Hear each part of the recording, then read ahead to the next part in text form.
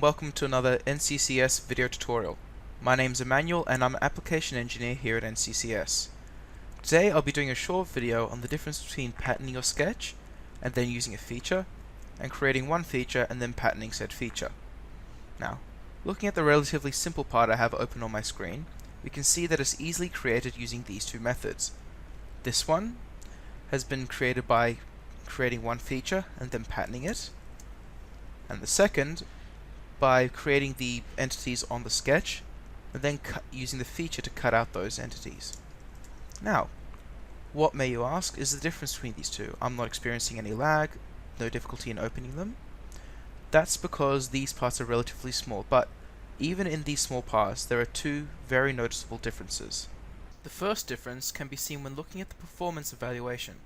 I won't go into too much detail here, but you can see that the total time taken for the pass part is almost a third of that taken by the slower part.